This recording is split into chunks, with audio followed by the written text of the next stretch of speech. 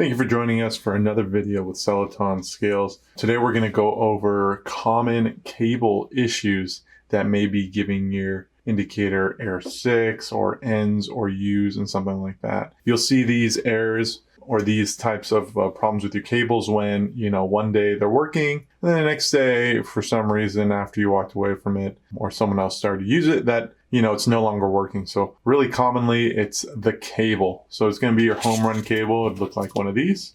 They also come in PVC like this as well. So usually the first thing you want to check is when you have errors, so like error 6, U's or ends or something like that, is your cable, just to make sure your cable is in good condition. All right, so this is a good condition cable, but sometimes they look like this.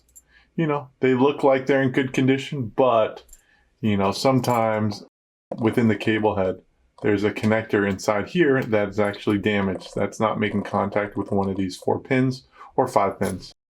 So to check that, you want to go ahead and just separate the black from the silver. So sometimes on these connectors, they have a securing screw here, or they twist off like this one does. So I'm going to demonstrate how to open these and check it. So first you want to loosen the back clamp that holds the wire in place.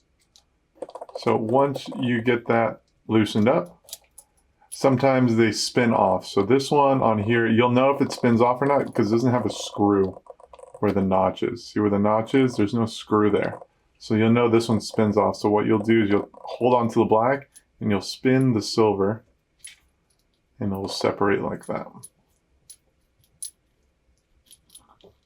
Once you have it separated, you're just going to slide this silver part back, and then you'll go ahead and take a look at all the wires here. So on the wires, you'll see that each wire is soldered to a pin on the front, right? So you have 5 pins.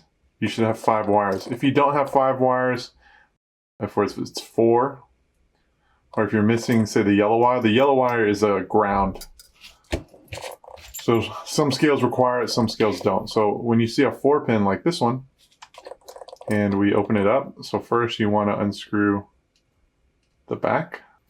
And then for this one, as you can see, it has that screw on the top that's holding it together. So you just want to take that out. Right, after you take that out, all you have to do is pull it apart, slightly twist it, and then pull it apart like this. After that, you're going to slide it back, and you're going to take a look at the wires. So here is an example of a wire that looked good, but it's actually damaged. You see how the red wire is not connected anymore? That is going to give you U's, that's going to give you errors, and you'll think it's the indicator or something else with the scale, but it just happens to be a bad wire that broke by accident. It's an easy fix. If you're handy with a soldering iron, all you have to do is cut this back as far as the protective shield and then connect it back to this point. Or you can cut all 4 so it's straight and then connect it to each soldering point here. We do have diagrams and color coding to help you if you're handy enough to do it yourself. If not, we have cables available online on our website. But here you also see that it only has 4 wires, right? Red, green, white, and black, no yellow. So this is an example without a ground 4 pin, okay? So if you check your home run cable, the main big cable, and there's no damage, sometimes the damage lies in the connector on the scale. So this is called a panel mount scale, panel mount connector.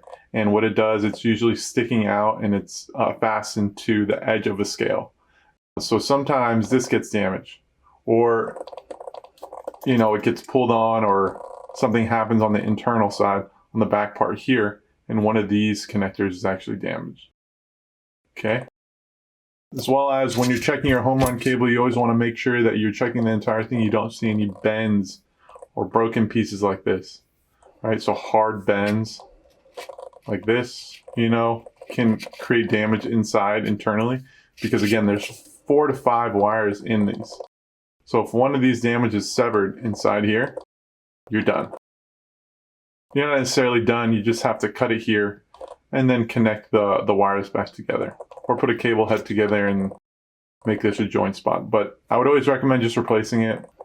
replacing is the better solution rather than, you know, putting a connector here or trying to splice them together. It's not usually recommended. First thing, usually when I see error 6, I always recommend our customers to check the cables. Cables is the most common damage item on a scale, especially a floor scale. So checking those is always first priority. After that, you go to, you know, your calibration, making sure calibration is done right. And then that is all ruled out. I would take a look at your junction box, opening up your junction box and making sure all your connectors are connected properly in each port. Because sometimes they do come out, you know, with a pulled wire. Sometimes it doesn't usually break on the wired side, it breaks on the junction box side. Sometimes. Not usually, but it can happen, right? So we want to make sure we rule out every possibility with the hardware as far as, you know, a connection not being connected, and that's giving us that error.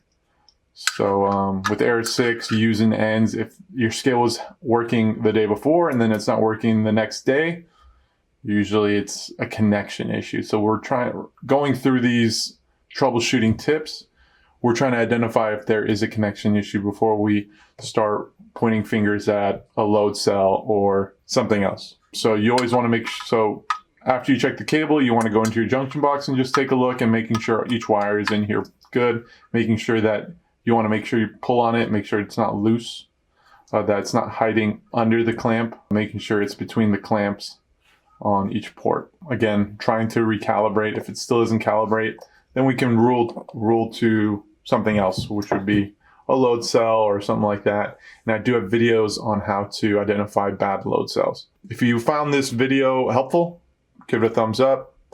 And if you're looking for a cable and you need to buy a replacement cable, head over to our website, SellEtonScales.com. Thank you very much.